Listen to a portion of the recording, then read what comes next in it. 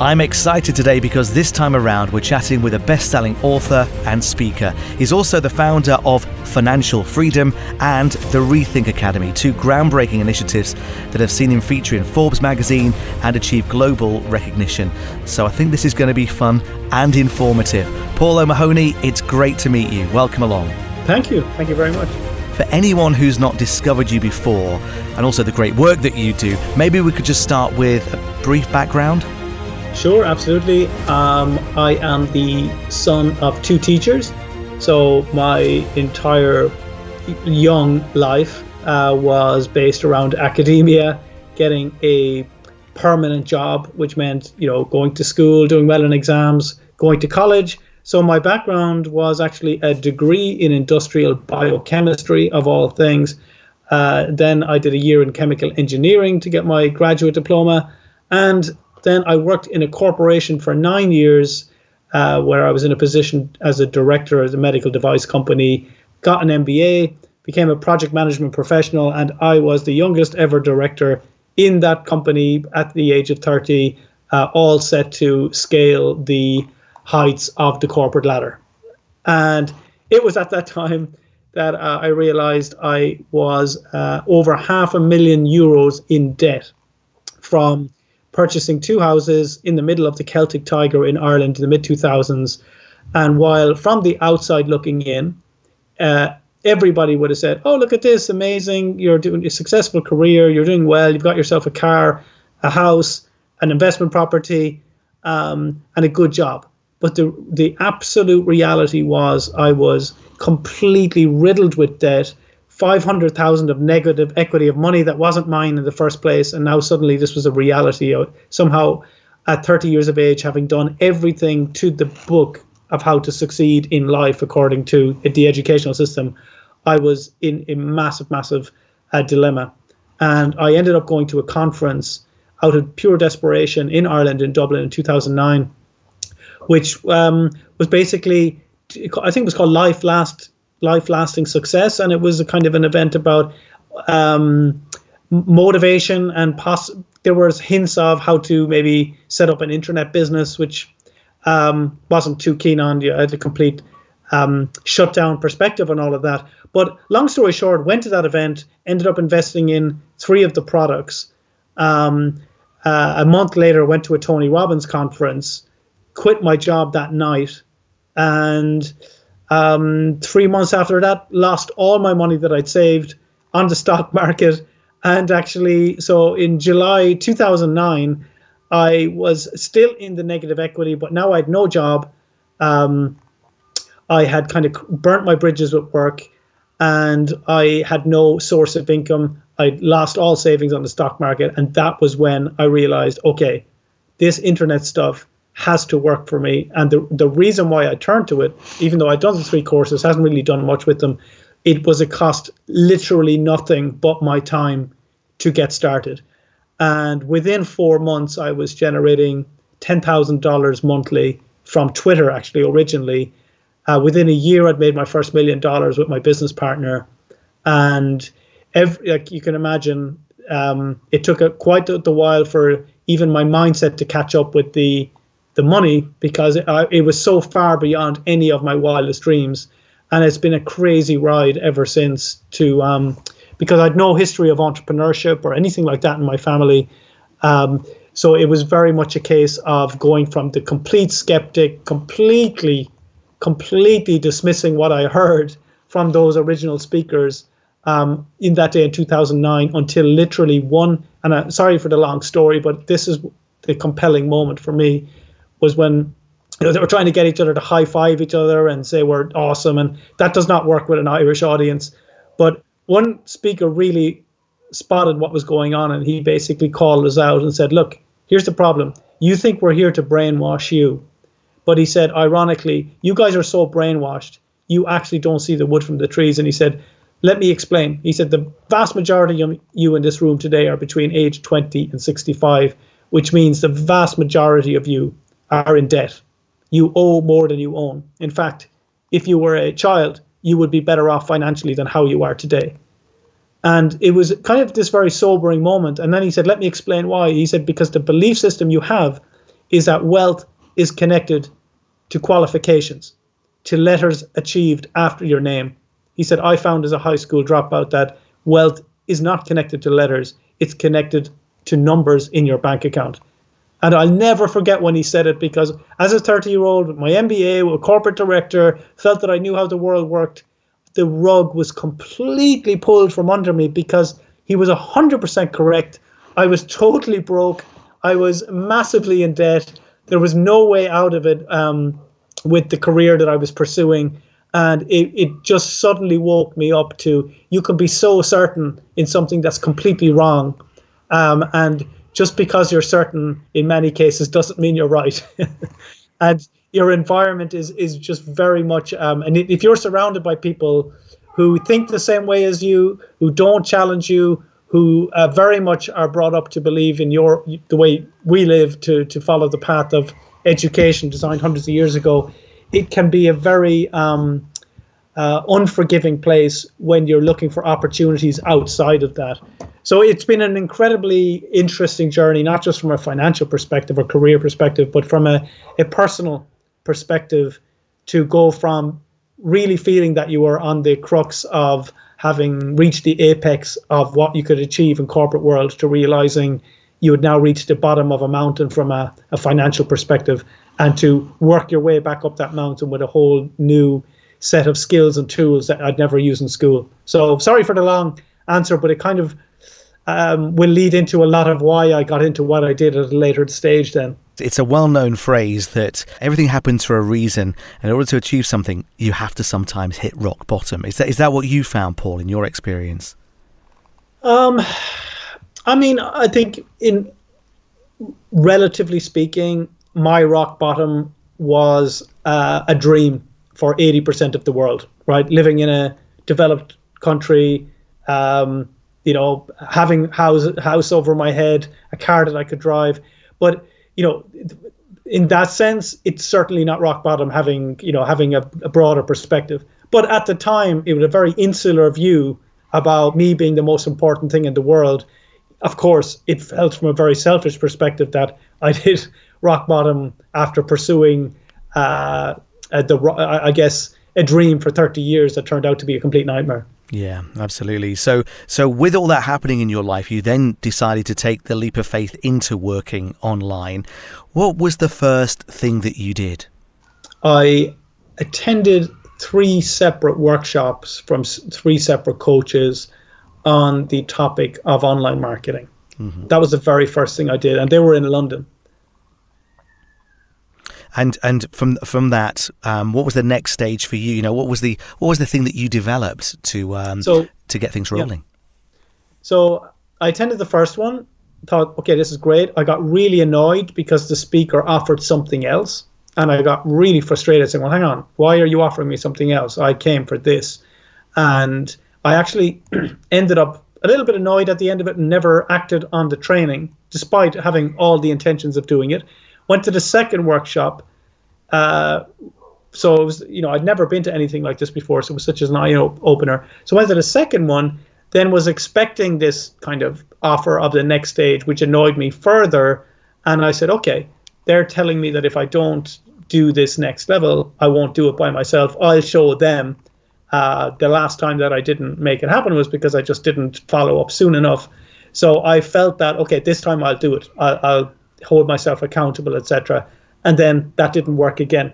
Then in the meantime, I quit my job. By the time the third one came, I now had quit my job. I'd gone to Tony Robbins. I had lost all my money in the stock market. I literally had to stay in my aunt's apartment in Arundel, 2 hours in a train ride outside London, because I couldn't afford a hotel. And it was at that point that I ended up purchasing a mentoring program from the guy who became my mentor at that time, when I had less money than ever before. But I had a realization that until I actually pay for somebody who's been there, get the shortcut, be held accountable, that I was basically chasing a dream. And I just it took me 3 shots at it to finally realize that I was the problem and not the coach. And I had a very, very sobering moment when the coach said that to me, that You said you couldn't afford the first time this happened, you can't afford it the second time. Now you have no job, and you're still telling me you can't afford it. It was never a fact that you couldn't afford it. It's just you don't value getting knowledge, shortcuts, and education, and then willing to put in the work behind it. And what changed then, Paul? Once you'd actually embraced that, what changed for you at that moment? I'd certainty, I'd clarity. I knew what to do. I knew what the first steps were. I knew what the second steps were. I was very much, you got to take for a moment here where I'm coming from a supremely confident director in what I do, because I've been doing it for 10 years, to literally knowing nothing, but still portraying these characteristics that I kind of knew stuff. So my mentor was like, you need to get this ego of yours and completely set it aside. You're a complete newbie. You're a complete beginner. Stop trying to improve the system, adjust the system. Ask me, why don't you do this? Why don't you do that? He said, you just need to become a student again. And it was very humbling. He literally said to me, you can improve what I do when you make your first million. And I remember thinking, geez, wow, this guy's putting me in my box. And he was younger than me, right. which again makes you think, wow, like, I was measuring everything by qualifications, and suddenly you realize how narrow a field of range of view that is. So it became tough love, and it became, you need to learn how to walk before you crawl before you can walk, and walk. But the thing is, it was very straightforward then. It was like, create an ebook, then turn that ebook into a video course, turn that video course into something that little bit longer. Let's create a webinar. I went from, at that event that I went to, I literally made 2 sales, my first 2 sales online, $44.20, while I slept, from Twitter at that event. And I remember thinking, wow, I need to sleep more. I am literally making more money while I sleep than while I'm awake. And this is when I joined the mentoring program. He said to me, do you want to make $44 every now and again like that? Or do you want to make life-changing money? And that's when I said, isn't it obvious? And he said, not to me. I said, what? He said, well, you told me yesterday how you didn't like this course and this other course because they offered other stuff. But you basically told me that you are not willing to invest in yourself, to learn these things. And of course, it sounded salesy, right? And I'm Irish, we're so allergic to anything that's salesy. But at the end of the day, if you don't listen to people, or if you're not willing to listen to people who know better in that area, doesn't make them better people, doesn't make them any, and that's what you have to separate, is you have to separate the person from the message. And you have to learn that when somebody tells you what to do, don't improve it until you've done it first yourself. Just literally dumb it down, implement it, get the results, and then start to scale that. Don't over question it. Don't try to see the end of the road before you've turned the key in the ignition. Don't try to build, the metaphor I use is, don't try and learn how to drive in a Ferrari. Learn how to drive in a Croc, get from A to B, and once you know the rules of the road, then upgrade, then start pursuing your dream business, pursue your passion, all these things, but get the basics right first. And that's kind of a huge realization, that you kind of need to humble yourself a little bit before you open your ears and eyes enough to realize that there's nothing handed to you. You literally have to put the work in, but you can shortcut it dramatically if you have somebody who's willing to show you how. How did it feel to make that first $44.20? Unbelievable.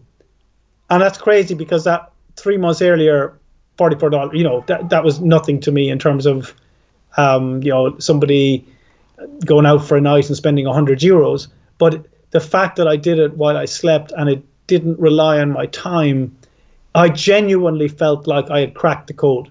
I had cracked the code. And if I could do it once, I could do it 10 times, I could do it 20 times. And I immediately just said, I was very naive, but I think it worked in my favor.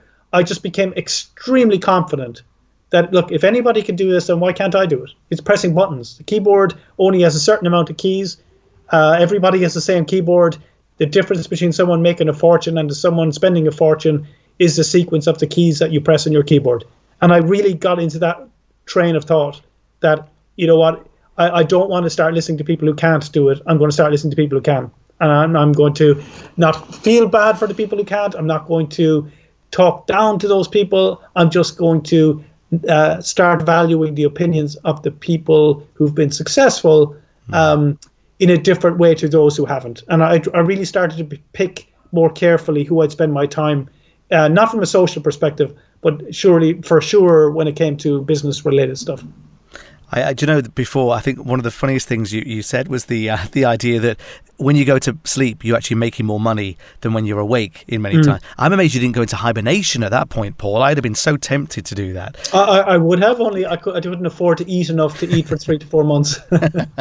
Now, we mentioned right at the start about the Rethink Academy, which is perhaps one of your flagship programs. Maybe you could just tell us a little bit about that, the background, how you came up with it, and also what it is. Okay, sure. Thank you. Well, the Rethink Academy is kind of an emergent organization where, I started out helping people get online and with an online business. But the thing is, as I met more and more people over the years, and entrepreneurs and solopreneurs, the more I realized that their desires, their needs, their wants were far outside the span of purely learning how to make an online business. They didn't understand money fully. They didn't understand wealth fully. They didn't understand mindset fully. They didn't have their health in order. And it was often those other things that impinged on their ability to succeed. They couldn't be productive in terms of their time and their day, etc. So, as I was teaching the online side, I said, you know what? There's a real opportunity here to expand the brand beyond me, and to expand the brand around just for beyond the business opportunity realm to anybody who's at a point in their lives where they're not happy with themselves, whether it's their health, whether it's their finances, whether it is their productivity, whether it's their job.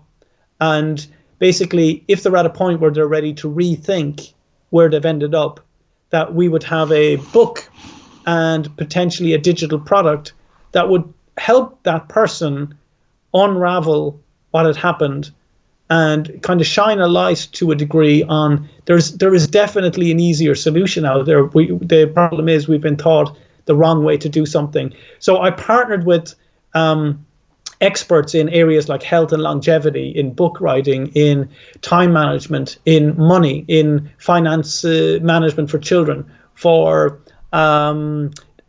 productivity separately to time management, and started developing planners and basically we've like a gambit of up to 80 of these. I think we've 11 bestsellers so far, but there's a whole list of these that I saw an opportunity, that the Dummy's Guide type idea, but very actionable, very available to people in whatever area they're struggling in. And I use the rethink word as an expression, or as an acronym, should I say, to cover the 8 areas of life in terms of how I teach it, where R is for relationships, E is for earnings, and I can develop these in a moment. So R is for relationships, E is for earnings, T is for Tao, H for health, I for investments, N for networks, K for knowledge, and an exclamation mark at the end for fun, basically having fun. So the R is for the relationships with your core family and friends. The E is for earnings, which is exchanging time for money. T for Tao is the spiritual side of you, but regardless of whether you're a believer or not, in a God or not, it's the underlying energy behind everything. H is health, both physical and mental. I, from an investment standpoint, it's different to earnings, because now you've mastered exchanging time for money. Now, how do you turn that money into more money? The K then for, N for networks, is the extended network beyond your family and friends who hold the key to your success in all those other areas, but you haven't realized it, or not open to it, or not aware of it. And K is for knowledge, the constant and never-ending insatiable desire to learn more from people who've already achieved and solved the problems that you're only facing at this point in life. And then the fun part is, none of this should feel like a draw or a drag or something that takes energy from you. It should be incredibly inspiring. It should be something to celebrate. It should be about the person that you're becoming, not purely attaching to specific outcomes that you're going to achieve in any of these areas. So the Academy helps people master those areas, all 8 of those areas, through the books, through the planners, etc., that we have. And whether you're a person who just buys the book and that's enough, to somebody who wants to go deep into one of those areas, we're looking to build this entire online virtual campus where you kind of enter this 3D world and you get to choose what campus it is that you want to go in, and you can attend these lectures like literally in this virtual world. And we deliver our training programs, which are all CPD approved, to a degree that will just shock people. And we're kind of like referring it to as like real life changing education for today's world. And that's what I feel is missing. And it's without going after and pointing fingers at the educational system as well. Why don't I go out and create an alternative? That's not about me, but it's about giving the experts who know what they're doing and have dedicated their lives to these causes to disseminate that knowledge and make it available to everybody globally. I love that. And as you say, I mean, in many ways, people go into life once leaving school, once leaving the academic side of things, and they're left to flounder. And in many ways, that's what happened to you back in the day. So it seems that you were inspired to do this from your own stories. Is that right? Yeah, absolutely. And genetically, I feel, because I was certainly born to be a teacher. I feel like you're not the product of 2 teachers without some sort of a clear direction being provided there.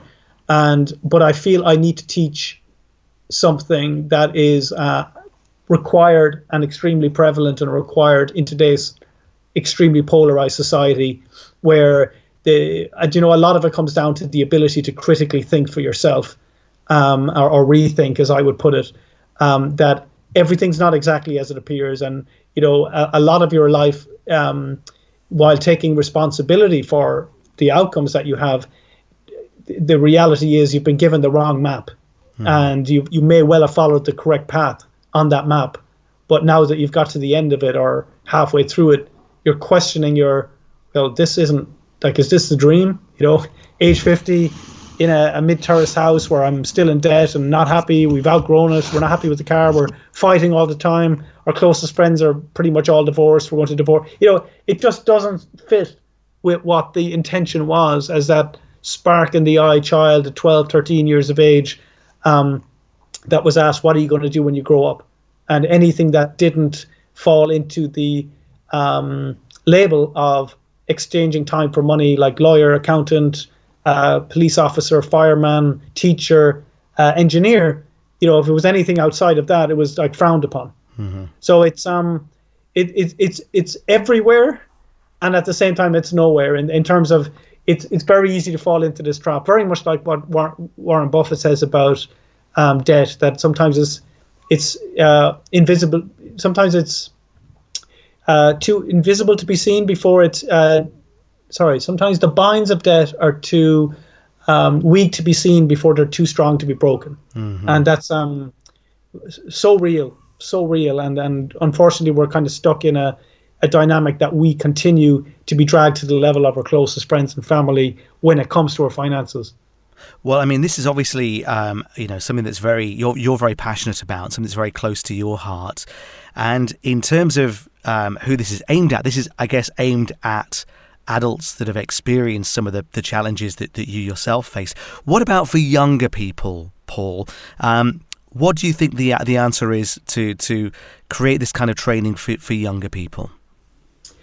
So when I started running workshops, I had a huge eye-opening moment about probably 2014 when, for the first time, a teenager attended the workshop because the babysitter cancelled on the father, and so the kid sat in on the class and basically put his hand up and said, "Paul, can I share something?" I said, "Sure." And he had just made £150 in 11 minutes, and obviously the standard question was from everyone, "What did you do? What did you do?" He said exactly what he just said, and there was this almost a sigh of, "Oh, you little shit," kind of a thing, like, how dare you prove this works? And I kind of thought about it for many weeks and months afterwards, going, why did the kid do it? Why do parents, or adults, not parents, adults, look for 99 reasons why not, when a child just looks for one reason why? Mm-hmm. And it was from that it made me realize that I can only assist a certain number of people as grown-ups. They need to be open to be even looking for a business opportunity for them to even come into my world.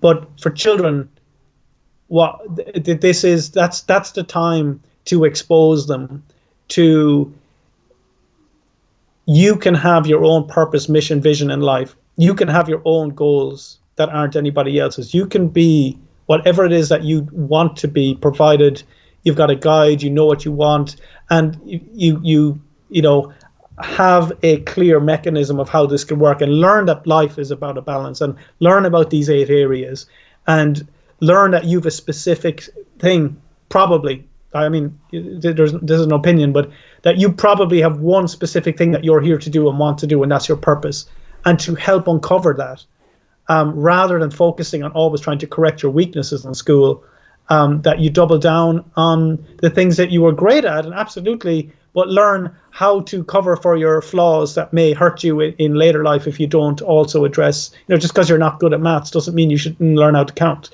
And so I started by building an entire training program, animated cartoons based on teaching children about how to master money. And we call it the LEAP system, L for learning.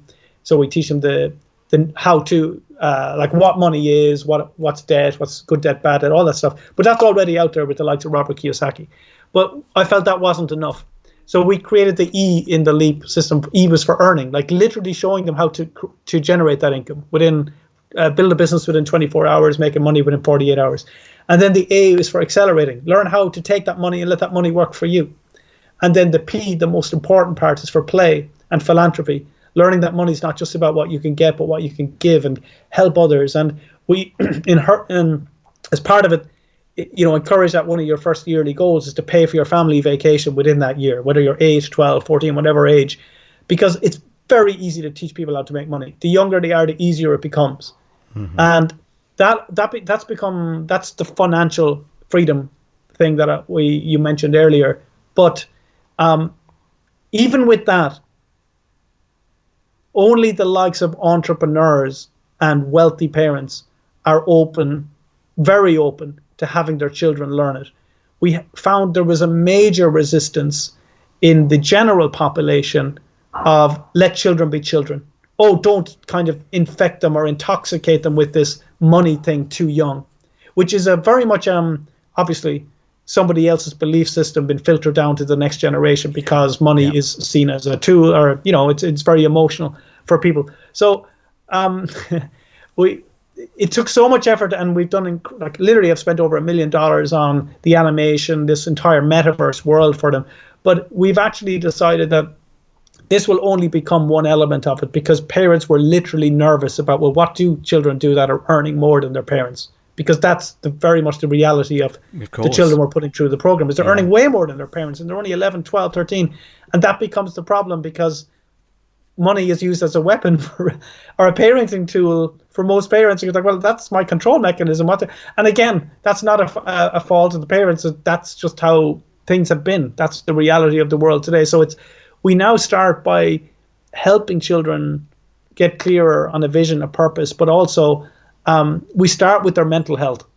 That's where we begin with, is to make sure they know how to meditate, how to control their emotions, how to be aware of them, how to stop comparing their lives to other people. And within that,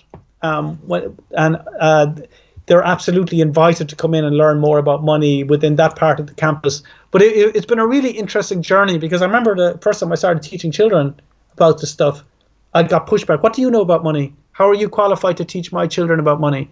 I said, well, at that point, I probably made, 15 million online. I didn't say that, but basically they didn't care how much money I made. What they wanted to know was I passed an exam. And it was really interesting, because I think, wow, this is the world that we live in. You qualify through letters, not through numbers. So I actually went and got qualified as a qualified financial advisor to make sure that the mainstream would actually feel that I was qualified to help their children learn about money, which is, if you think about the layers of that, it's just incredible that but it makes sense at the same time. You have to meet people at the level that they want to be met at in order to be able to help them to scale to the next level of knowledge if that's what they want to do. So I was so against university for a while, and then I realized, but that's the dream for most parents. So I said, why fight it?